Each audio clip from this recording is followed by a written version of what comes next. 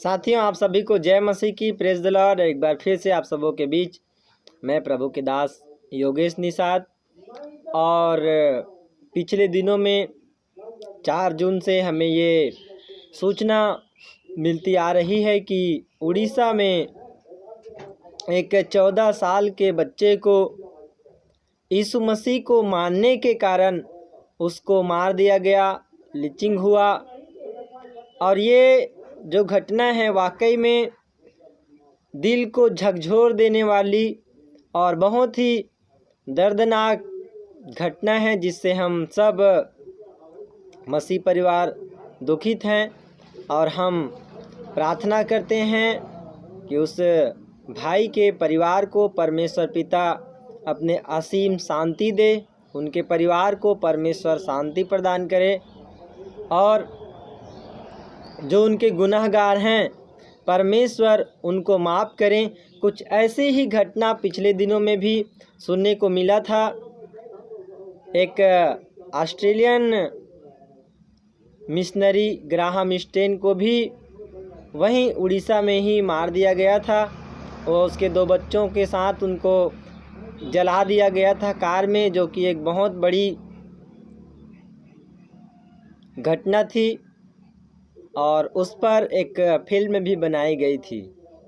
मेरे प्रियो, आखिर ये सब क्यों होता है, क्यों हो रहा है, क्यों लोग एक दूसरे को मारने पीटने पर उतावले होते हैं? ये एक बहुत बड़ी मुद्दा है मेरे प्रियो। प्रभु यीशु मसीह ने कहा, हम जब पढ़ते हैं वचन में, प्रभु यीशु मसीह अपने वचन में कहते हैं कि तुम अपने पड़ोसी से अपने समान प्रेम रखो, अपने दुश्मन से अपने समान प्रेम रखो। परमेश्वर हमें एक दूसरे के साथ प्रेम करना सिखाता है। और आपको न्यूज़ में, टीवी में कभी ऐसा सुनने नहीं मिला होगा कि एक मसीह ने किसी को मार दिया या किसी का मर्डर कर दिया। ऐसा कभी आपको सुनने को नहीं मिला होगा। लेकिन पता नहीं लोगों के जीवन में कैसा वो बुरा बर्ताव काम करता है कि वे लोग छोटे बच्चों को भी नहीं बख्शते हैं और ऐसा कदम उठाते हैं। प्रभु यीशु मसीह उनको क्षमा करे, उनके अपराधों को क्षमा करे और उन्हें अनंत जीवन दे, क्योंकि प्रभु ने कहा कि तुम अपने अपराधियों को क्षमा करो। मेरे प्रियो, आइए हम परमेश्वर की वचन की ओर आगे बढ़ते हैं और वचन में जाने से पहले हम दुआ करें।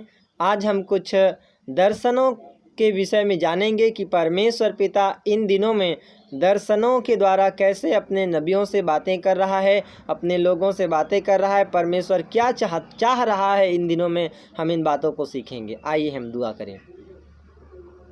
प्रेमी पिता, धन्यवाद करते हैं प्रभु जी, आपने बीते दिनों संभाला, बचाया, एक नई सुबह को प्रभु आपने दिया। हम आपका धन्यवाद करते हैं पिता परमेश्वर। हम दुआ करते हैं वो जो उड़ीसा में घटना हुआ है प्रभु जी, संभारो उसके पूरे परिवार के लिए दुआ करते हैं। उनके प्रभु माता पिता को, पूरे परिवार को आप शांति प्रदान करना मेरे परमेश्वर। प्रभु उनके जो अपराधी हैं, गुनहगार हैं, उन्हें आप माफ़ कर देना प्रभु, उनके अपराधों को क्षमा करना और पिता उन्हें उद्धार देना। उनके पापों को क्षमा करके पिताजी आप उन्हें उद्धार प्रदान करना परमेश्वर पिता। प्रभु तेरे लहू सब पापों से शुद्ध करता है। उन भाइयों को पर दया करना, तरस खाना मेरे पिता परमेश्वर। प्रभु हम आगे और भी वचनों को सीखना चाहते हैं जो आपने बीते दिनों स्वप्न दर्शन के द्वारा बताया था। उन वचनों को सीखने के लिए प्रभु आप हमारी सहायता करिए। धन्यवाद पिता परमेश्वर। प्रभु तेरे नाम की महिमा, तेरे नाम की स्तुति करते हैं। हर एक बातों में आपको आदर महिमा देते हैं, धन्यवाद करते हैं। धन्यवाद के साथ प्रार्थना का आशीष प्रभु यीशु मसीह के नाम से मांगता हूँ, सुन और दया से ग्रहण कीजिए, आमीन। मेरे प्रियो, हम बात करेंगे कुछ दर्शन और प्रकाशन की जो पिछले दिनों परमेश्वर पिता ने मुझे स्वप्न दर्शन के द्वारा बताया था। और नंबर 1 पॉइंट है मेरे प्रियो, परमेश्वर पिता ने मुझे स्वप्न में दिखाया पिछले दिनों में कि बादल में एक शब्द लिखाता है मुस्लिम। बादल में एक मुस्लिम लिखाया और नीचे कुछ सैनिक थे, वो सैनिक उन्हें बंदूक से मार रहे थे। इस दर्शन को पाने के बाद थोड़ी ही दिन बाद मेरी बुआ की बेटी है, उन्होंने फ़ोन करके बताया कि भैया मैंने एक और दर्शन देखा है। उसने कहा कि भैया मैंने 4 घोड़े को अलग अलग दिशाओं में मैंने जाते देखा और आकाश से एक आकाशवाणी हुई कि देखो लाल घोड़ा पूर्व की ओर जा रहा है। मेरे प्रियो, इस दर्शन, मेरे इस दर्शन का और उस बहन के उस दर्शन का एक ही मतलब निकलता है। ये लाल घोड़ा के विषय में जब आप और हम पढ़ते हैं प्रकाशित वाक्य उसके 6वें अध्याय उसके 3 वचन को जब हम पढ़ते हैं, तब परमेश्वर पिता अपने वचन में लिखा है, जब उसने दूसरी मोहर को खोली तो मैंने दूसरे प्राणी को यह कहते सुना, आ। फिर एक और घोड़ा निकला जो लाल रंग का था, उसके सवार को यह अधिकार दिया गया कि पृथ्वी पर से मेल उठा ले, ताकि लोग एक दूसरे का वध करें, और उसे एक बड़ी तलवार दी गई। मेरे प्रियो, बहन ने जो दर्शन देखा कि लाल घोड़ा पूर्व की ओर जा रहा है, मैंने जो दर्शन में देखा कि आकाश में मुस्लिम लिखाता है और उसको नीचे से सैनिक लोग बंदूक से मारते हैं, ये कहीं ना कहीं ये जो लाल जो रंग है ये खून खराबा और युद्ध की ओर परमेश्वर संकेत कर रहा है। यहाँ वचन में साफ लिखा है, उसको अधिकार दिया गया कि पृथ्वी पर से मेल उठा ले। जब इसका इंग्लिश ट्रांसलेशन देखते हैं तो वहाँ पर पीस लिखा है, शांति, शांति उठा लिया जाएगा, और ताकि लोग एक दूसरे का वध करें, एक दूसरे का वध, युद्ध। मेरे प्रियो, ये ऐसा अंतिम समय की कगार पर आप और हम हैं, जहां कब क्या हो सकता है ये कोई नहीं जानता है। इसलिए परमेश्वर ने कहा कि तुम जागते रहो और प्रार्थना करते रहो ताकि परीक्षा में मत पड़ो। फिर हम दूसरे दर्शन को देखते हैं मेरे प्रियो। वहाँ दूसरा दर्शन ऐसा था कि कुछ लोग काम कर रहे थे, और काम वो ये कर रहे थे कि नया घर बनाने के लिए ईंट को ले जाने का काम कर रहे थे। जब काम उनका ख़त्म हुआ तो वहीं पर एक घर में भोज तैयार था और अच्छे अच्छे पकवान उस डाइनिंग टेबल पर रखे गए थे। वहाँ 2 व्यक्ति थे, एक लड़का था और एक और था।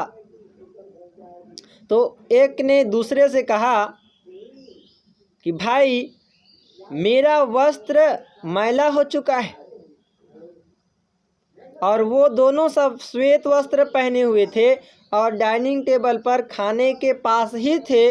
तभी उनकी आपस में बातचीत होती है। एक ने एक दूसरे से कहता है कि भाई मेरा वस्त्र मैला हो चुका है। तो दूसरे ने कहा क्या होगा यार, सब चलता है। मेरे प्रियो, इस दर्शन के माध्यम से परमेश्वर पिता हमको और आपको बताना चाहता है कि वस्त्र मैले हो चुके हैं।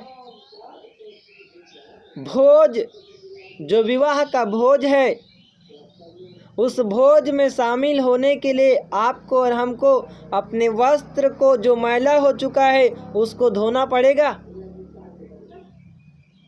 जब हम प्रकाशित वाक्य से ही परमेश्वर बातें कर रहा है, और ये प्रकाशित वाक्य का पुस्तक बड़ा डेंजरस कंडीशन का है।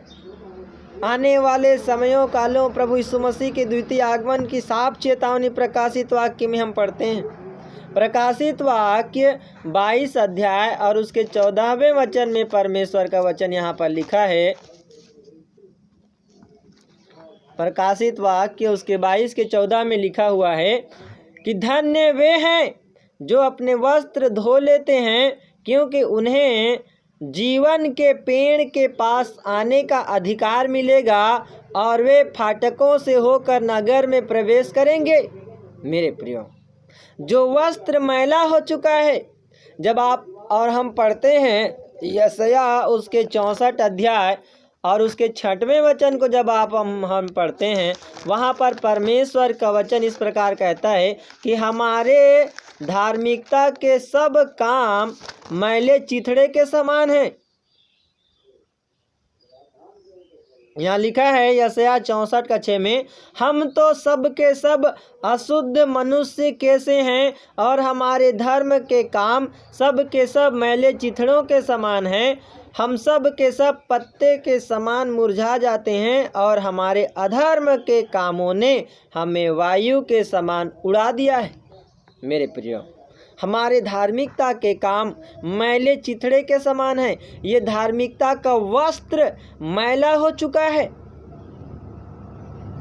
और परमेश्वर इस दर्शन के माध्यम से यही सिखाना चाहता है कि जो वस्त्र तुम्हारा मैला हो चुका है, जो तुम अशुद्ध हो चुके हो, जो तुम्हारा धार्मिकता का काम मैला हो चुका है, उसको धो लो। अपने पापों को, अपने गुनाहों को धो लो। कैसे धोएंगे? यीशु के लहू के द्वारा। 1 यूहन्ना 1:7 वचन कहता है, 1 यूहन्ना 1:7 में, यीशु का लहू हमें सब पापों से शुद्ध करता है। मेरे प्रियो, निर्गमन उसका 19 अध्याय और उसके 10वें वचन और 14वें वचन को जब हम पढ़ते हैं तो वहाँ पर भी परमेश्वर ने कहा कि वस्त्र धो लें, और मूसा ने भी मंडली से कहा कि तुम अपने आप को पवित्र करो, वस्त्र धो लो। मेरे प्रियो, वस्त्र को धोना बहुत ही जरूरी है। जकरिया उसके 3 अध्याय के 4वें वचन में हम इस बात को और अच्छा से जान सकते हैं कि हमें परमेश्वर के वचन के द्वारा आपको और हमको वस्त्र को धो लेना है। इसी से मिलता जुलता इसी से मिलता जुलता एक और दर्शन मैंने प्रभु ने दिखाया कि एक सुंदर सुकुमार नौजवान का और एक बहुत अच्छी वो दुल्हन थी। दूल्हा और दुल्हन का विवाह हो चुका था। तभी एक व्यक्ति आता है और फिर वही भोज के बारे में कहता है कि बचा खुचा हुआ खाना मेरे लिए भी है क्या? और जैसे ही वो पूछ रहा होता है, उसी समय मैं क्या देखता हूँ कि एक पासवान था, पास्टर था, प्रभु का दास था, जो तुरंत उसी समय सोकर वो उठा हुआ था। विवाह हो चुका था, भोज भी बढ़ चुका था, और एक व्यक्ति आकर कहता है कुछ बचा हुआ खाना है क्या? और दूसरा जो प्रभु का दास वहीं पर था, वो तुरंत उसी समय सो के उठा रहता है। मतलब विवाह हो चुका और ये व्यक्ति अब भी क्या हुआ है? सोया हुआ था। मेरे प्रियो, परमेश्वर का वचन, ये तीसरी बात हम कर रहे हैं, मत्ती रचित सुसमाचार उसके 25वें अध्याय में हम पढ़ते हैं कि स्वर्ग का राज्य उन 10 कुंवारियों के समान है जो मसाले लेकर दूल्हा से भेंट करने के लिए निकली। 5 सोई हुई थी, जागृत नहीं थी। जब अचानक दूल्हे के आने का आवाज़ हुआ, वो लोग मसाला के लिए जलाने के लिए वो लोग जो है वो है ना तैयारी करने लगी। मेरे प्रियो, विवाह वचन कहता है कि मेमने का विवाह आ पहुंचा है और दुल्हन ने अपने आप को तैयार कर लिया है। एक प्रभु का दास सोया हुआ था। मेरे प्रियो, हमें सोते नहीं रहना है, वरन हमें जागते और सावधान रहना है। परमेश्वर इस दर्शन के माध्यम से सिखाना चाहते हैं कि हमें विवाह के भोज में शामिल होना है, तो अपने वस्त्र को हम धो लें, अपने आप को शुद्ध करें, पवित्र करें। जैसा परमेश्वर का वचन कहता है, पवित्र बनो क्योंकि मैं पवित्र हूँ। और दूसरी बात यह है कि हम सोते ना रहें, जागते रहें और सावधान रहें, ताकि हम विवाह के भोज में भी हम शामिल हो सकें मेरे प्रिय। और चौथी बात हम देखते हैं, दर्शन प्रभु ने पिछले दिनों दिखाया स्वप्न में, दर्शन में, कि आकाश में मैंने एक घोड़ा को देखा, बादल का घोड़ा बना, और घोड़ा बनने के नीचे में कुछ बातें लिखा। वहाँ लिखा, नीचे में लिखा था बाढ़ और विपत्ति। इसके बाद जो बाढ़ और विपत्ति था उसको दो लोगों ने नापा।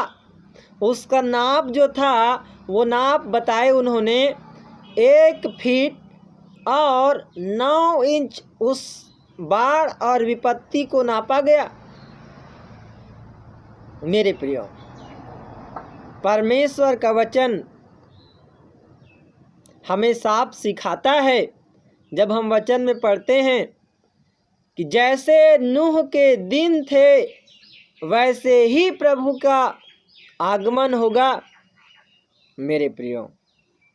यहाँ एक बाढ़ को और विपत्ति को दिखाया जा रहा है। उस बाढ़ की समय सीमा है 1 फीट 9 इंच। जब हम इसको कैलकुलेट करते हैं, परमेश्वर ने समझने का प्रकाशन मुझे दिया, 1 फीट 9 इंच, ये 1 फीट 1 महीना है और 9 इंच ये 9 दिन है। मतलब कोई महीना 31 दिन का होता है, और 31 और 9 को यदि हम जोड़ें तो 40 दिन, और नूह के समय में 40 दिन और 40 रात का खतरनाक वर्षा हुआ था। वैसे ही परमेश्वर अभी आने वाले जस्ट समयों में परमेश्वर भयंकर बाढ़ और विपत्ति को परमेश्वर बता रहा है कि ऐसा होने वाला है मेरे प्रियो। हमने कुछ दर्शनों को देखा, कुछ दर्शनों को हमने सीखा। मैंने आपको 5 दर्शन बताए, जिनमें सबसे पहला था लाल घोड़ा का दिखाई देना, और आकाश में मुस्लिम शब्द लिखा हुआ, और उसको नीचे से सैनिक बंदूक से मारते हैं मेरे प्रियो। ये युद्ध की ओर परमेश्वर संकेत कर रहा है। दूसरा ये है कि परमेश्वर